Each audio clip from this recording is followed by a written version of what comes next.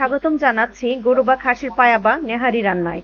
যদিও এক এক জায়গায় এক এক রকম ভাবে এটা ট্রেডিশনাল লম্বা ভাবে রেসিপিটা তৈরি করা হয়, আমি আপনাদেরকে ঝটপট ভাবেই দেখিয়ে দিব।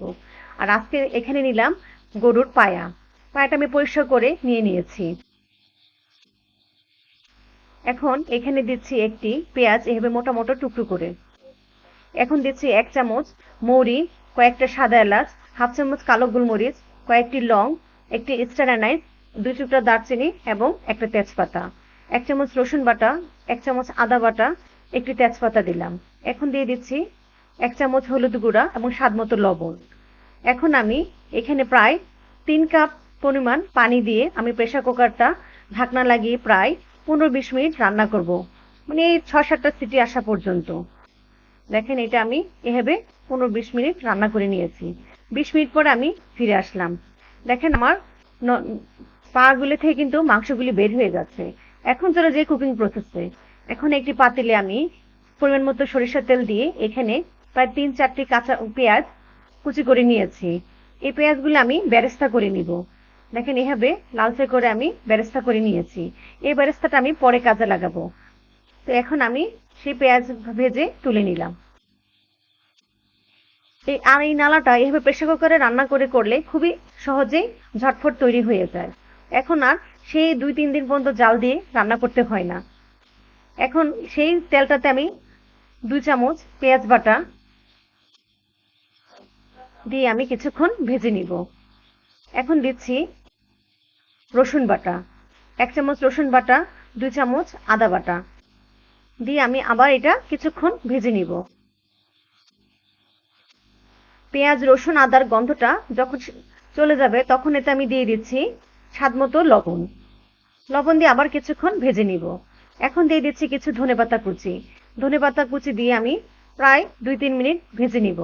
এখন দিয়ে দিচ্ছি কিছু গুঁড়ো মশলা, হাফ চামচ হলুদের গুঁড়া, হাফ চামচ মরিচের গুঁড়া, 1 চামচ ভাজা জিরা গুঁড়া এবং 2 চামচ ভাজা ধনিয়া গুঁড়া দিয়ে আমি আবার কিছুক্ষণ ভেজে নিব। যত মশলাটা একটু পানি দিয়েছি, পানিটা দিয়ে আমি মশলাটা ভালো করে ভেজে নিব। মশলাটা ভালো করে ভাজা হয়ে গেলে এখন দিয়ে দিচ্ছি আমি এদিকে কিছু গরম মশলা, যেটা আমি মানে মৌরি, মিষ্টি জিরা যেটাকে বলে, এটা ভেজে আমি গুঁড়ো করে দিয়েছি। এখন আমি 1 বাটি টক দই ফেটে দিয়েছি। টক দইটা দিয়ে আমি চুলা আঁচটা কিন্তু বন্ধ। চুলা জ্বালিয়ে টক দইটা দিলে দেখা যায় কি মাঝে মাঝে টক দইটা ফেটে যায়। এখন আমি দিয়ে দিচ্ছি সেই ভাজা পেঁয়াজ, আধা কাপ ভাজা পেঁয়াজ দিয়ে আমি মশলাটা আবার কিছুক্ষণ কষিয়ে নিব। এখন সেই যে নালাটা, পায়ের নালাটা আমি সিদ্ধ করে রেখেছিলাম প্রেসার কুকারে, সেটা আমি দিয়ে এখন নেড়ে নিব। আমি কিন্তু পানিটা এখনো দেইনি।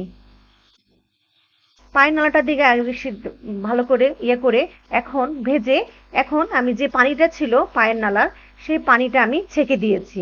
দেখেন আস্ত মশলাটা এভাবে চেপে চেপে মশলাটার জুসটাও আমি বের করে দিয়েছি। এখন সেই পানিটা দিয়ে আমি কিছুক্ষণ রান্না করে নিব।